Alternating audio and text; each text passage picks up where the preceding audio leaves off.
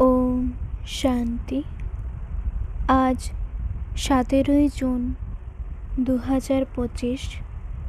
বাবার মধুর মহাবাক্য শুনব। মিষ্টি বাচ্চারা, নিজের কল্যাণ করতে চাইলে সকল প্রকারের নিয়ম পালন করো। ফুলের মতো হওয়ার জন্য পবিত্র ব্যক্তির হাতে বানানো শুদ্ধ ভোজন খাও।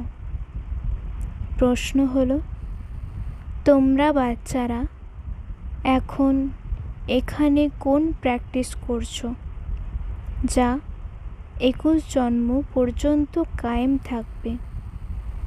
উত্তর হলো, তোমরা এখান থেকেই সর্বদা শারীরিক এবং মানসিকভাবে সুস্থ থাকার প্র্যাকটিস করো। তোমাদেরকে দধিচি ঋষির মতো যজ্ঞ সেবাতে অস্থি দিতে হবে, কিন্তু তাই বলে এখানে হঠযোগের কোনো ব্যাপার নেই। নিজের শরীরকে দুর্বল করা যাবে না। তোমরা যোগের দ্বারা 21 জন্মের জন্য স্বাস্থ্যবান হয়ে যাও। সেই প্র্যাকটিস তোমরা এখান থেকেই করছো। ওম শান্তি। কলেজ কিংবা ইউনিভার্সিটিতে টিচাররাও স্টুডেন্টদের দিকে দেখে। কোথায় গোলাপের মতো ফুল রয়েছে, সামনের সারিতে কারা রয়েছে। এটাও একটা বাগান, কিন্তু ক্রমত অবশ্যই রয়েছে। এখানেই গোলাপ ফুলকে দেখতে পাই, তার পাশে রত্ন জ্যোতিকেও দেখতে পাই, আবার কখনো আকন্দ ফুলও দেখতে পাই। বাগানের মালিককে তো সব কিছু দেখতে হবে।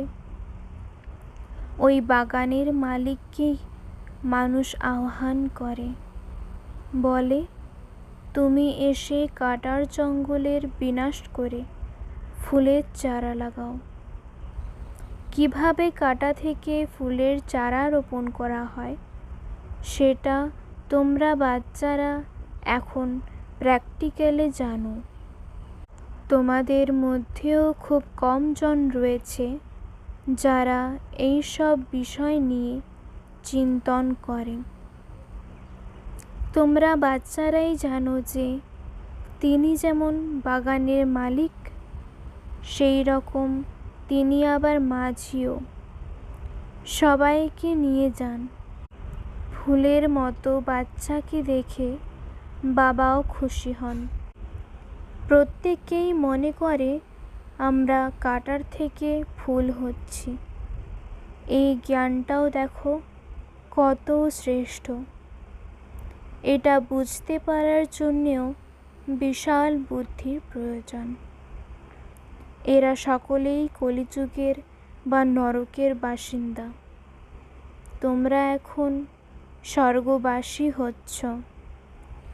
সন্ন্যাসীরা তো ঘর বাড়ি ছেড়ে পালিয়ে যায়।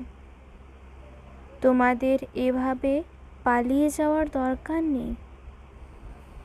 অনেকের বাড়িতে একজন কাটা তো একজন ফুল। বাবাকে কেউ কেউ জিজ্ঞেস করে, বাবা, সন্তানের কি বিয়ে দেব? বাবা বলেন, দিতে চাইলে দাও, ঘরের মধ্যে সামলে রেখো। জিজ্ঞাসা করার অর্থই হলো তার সাহস নেই। তাই বাবাও বলে দেন, করতে চাইলে করো। অনেকে বলে, আমার তো শরীর ভালো নয়, তাই বৌমা এলে তো তার হাতে রান্নাই খেতে হবে। বাবা বলবেন, খেতে চাইলে খাও। তিনি কি আর না বলবেন? পরিস্থিতি এমন হয়ে যায় যে খেতেই হয়, কারণ তার প্রতি মোহ রয়েছে।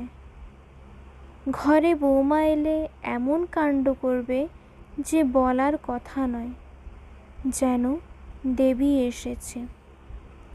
কত খুশি হয়ে যায়, কিন্তু এই ব্যাপারটাও তো বুঝতে হবে। আমরা যদি ফুলের মতো হতে চাই, তবে অবশ্যই কোনো পবিত্র ব্যক্তির হাতে খেতে হবে। এর জন্য নিজেকেই ব্যবস্থা করতে হবে। এতে জিজ্ঞেস করার কি আছে? বাবা বোঝাচ্ছেন, তোমরা তো দেবতা হচ্ছ। এর জন্য এই নিয়ম পালন করতে হবে। যত ভালো করে নিয়ম পালন করবে, তত তোমার কল্যাণ হবে। ভালো করে নিয়ম পালন করতে গেলে কিছু পরিশ্রম তো হবেই। রাস্তায় যদি খিদে পায়, তবে সাথে করে খাবার নিয়ে যাও। যদি কোনো সমস্যা হয়ে যায় কিংবা কোনো উপায় না থাকে, তবে স্টেশনে কারোর কাছ থেকে 2 পাউন্ড রুটি কিনে খাও। কেবল বাবাকে স্মরণ করতে থাকো। এটাকেই যোগবল বলা হয়। এক্ষেত্রে হঠযোগের কোনো ব্যাপার নেই। শরীরকে কখনোই দুর্বল করা উচিত নয়। তবে যজ্ঞ সেবাতে দধীচি ঋষির মতো অস্থি দিতেই হবে। এর মধ্যে হঠযোগের কোনো ব্যাপার নেই। এগুলো সব ভক্তিমার্গের বিষয়। শরীরকে তো সম্পূর্ণ সুস্থ রাখতে হবে। যোগের দ্বারা 21 জন্মের জন্য স্বাস্থ্যবান হতে হবে। এর অভ্যাস তো এখানেই করতে হবে। বাবা বোঝাচ্ছেন, এতে জিজ্ঞেস করার কিছু নেই। তবে হ্যাঁ, কোনো বড় ব্যাপারে যদি মনে কোনো সংশয় আসে, তবে জিজ্ঞেস করতে পারো। ছোট ছোট বিষয়গুলো বাবাকে জিজ্ঞেস করলে কত সময় নষ্ট হয়। বড় বড় ব্যক্তিরা তো কম কথা বলে।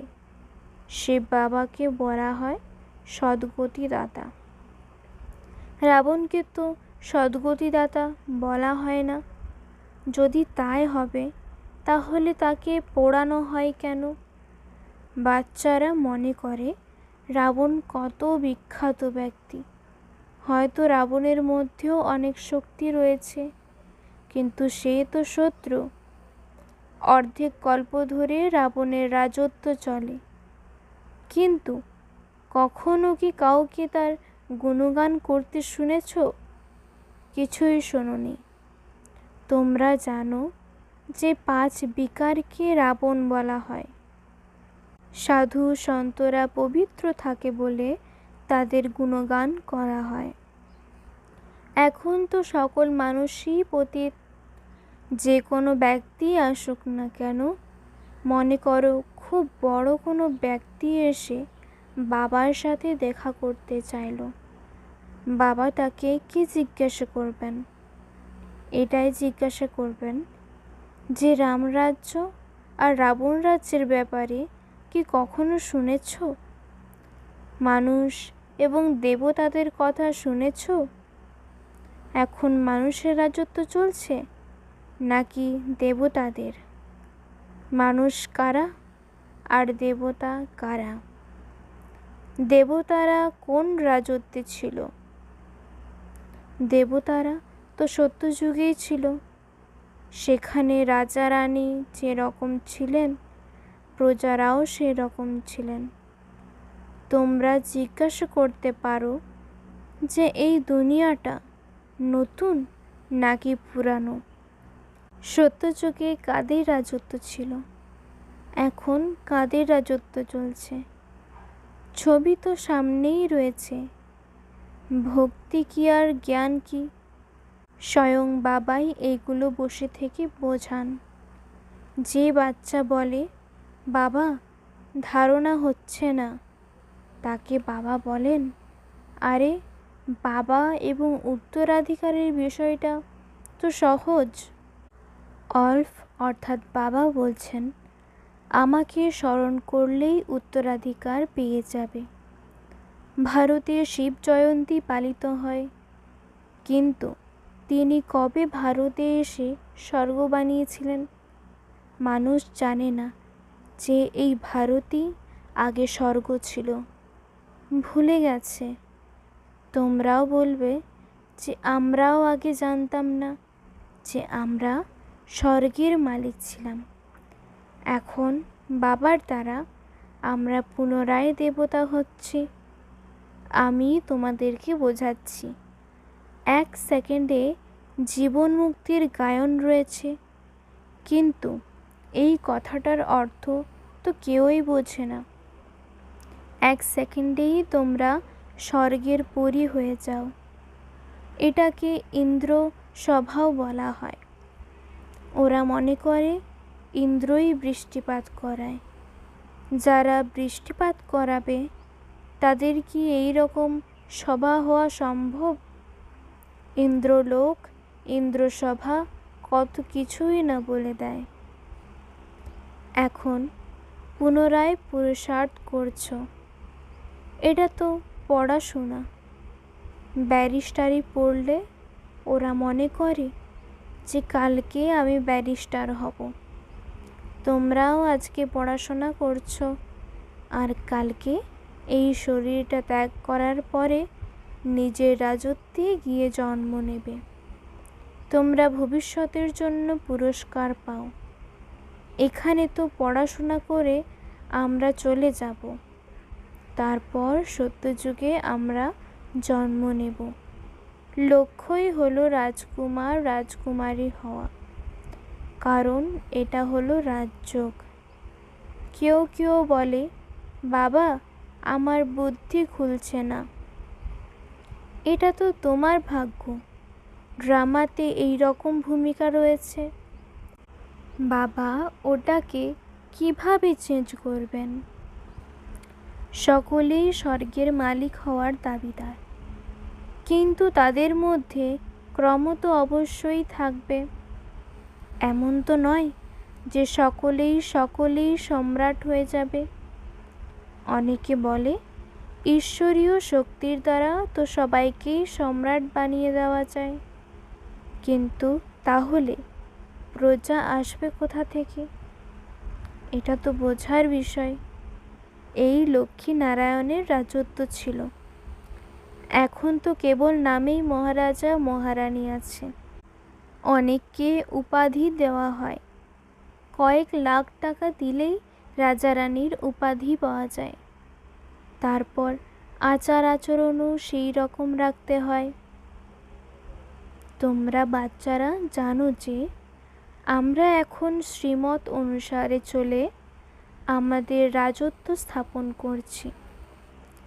সেখানে সকলেই সুন্দর এবং গৌরবর্ণের হবে।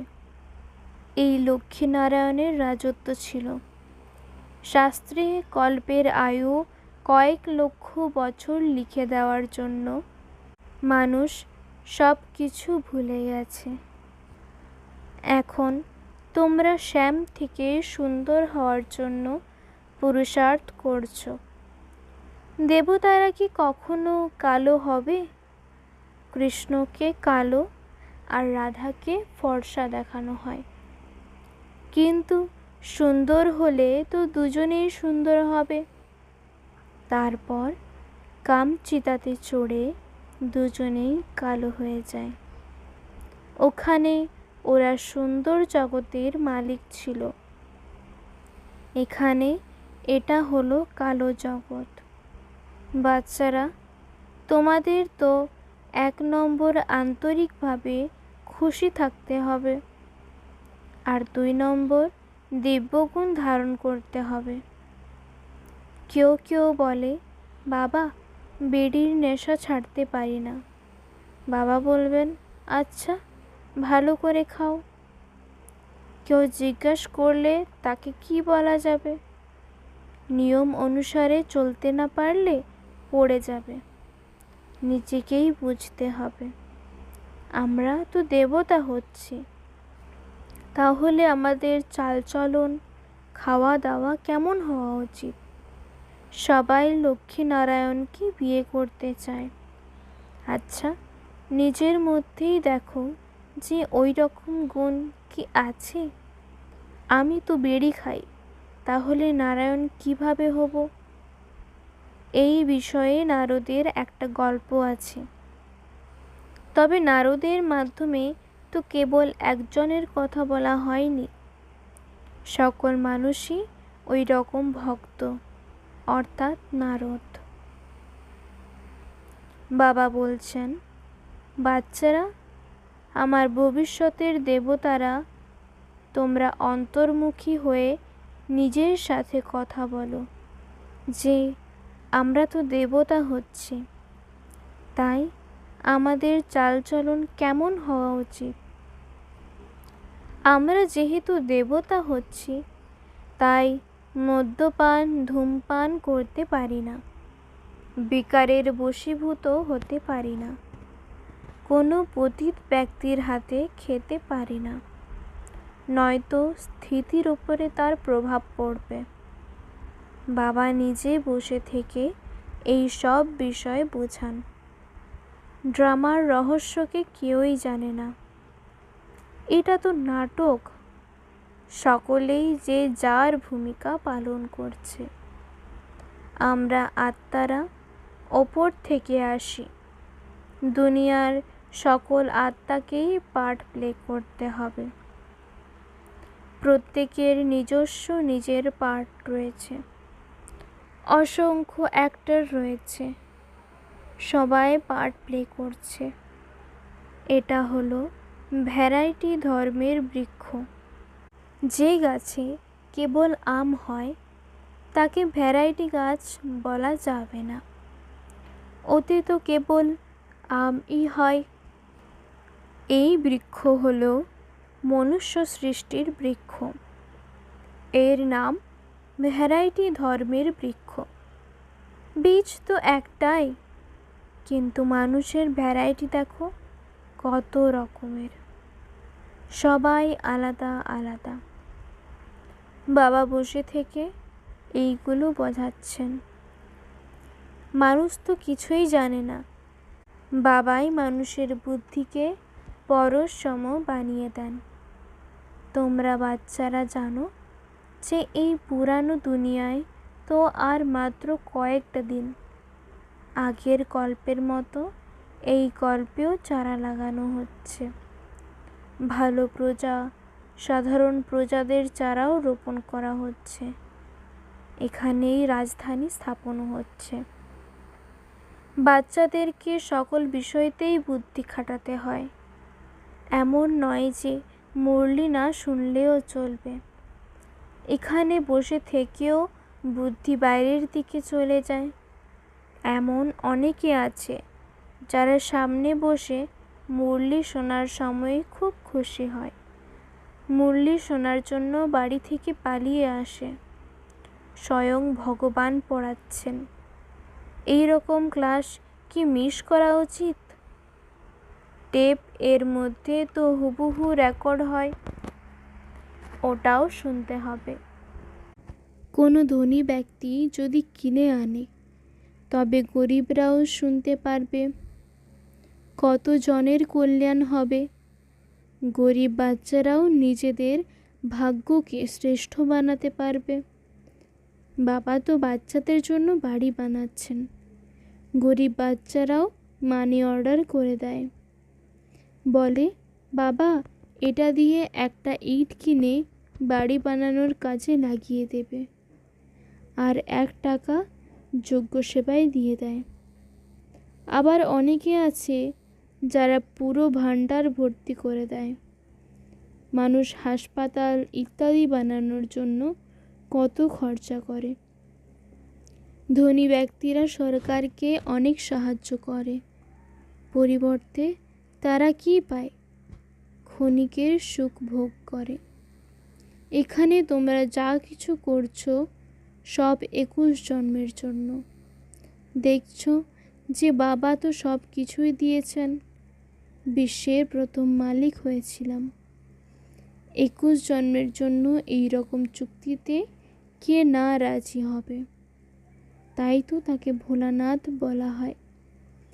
এটা এই সময়ের কথা, তিনি কতই না ভোলা। বলছেন যা কিছু করার আছে এখনই করে নাও, কত গরিব বাচ্চারা আছে জামা কাপড় সেলাই করে পেট চালায়। বাবা জানেন যে এইসব বাচ্চারা খুব উঁচু পদ পাবে। সুদামার উদাহরণ তো এই জন্যই রয়েছে। এক মুঠো চালের বিনিময়ে 21 জন্মের জন্য মহল পেয়ে যায়।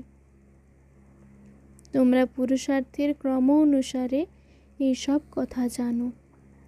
বাবা বলছেন, আমি হলাম ভোলানাথ। এই ঠাকুর দাদা অর্থাৎ ব্রহ্মা বাবা তো ভোলা নন। ইনিও বলছেন যে ভোলানাথ হলেন শিব বাবা। তাই তাকে সওদাগর, রত্নাকর, জাদুকর বলা হয়। তোমরা বিশ্বের মালিক হয়ে যাও।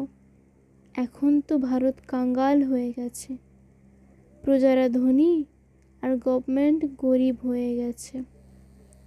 তোমরা এখন বুঝেছ যে ভারত কত শ্রেষ্ঠ ছিল। স্বর্গ ছিল, তার নিদর্শনও রয়েছে। সোমনাথের মন্দির কত হিরে মানিকে সুসজ্জিত ছিল, পরে উট বোঝাই করে নিয়ে গেছে। তোমরা বাচ্চারা জানো যে এই দুনিয়ার পরিবর্তন এখন অবশ্যই হবে।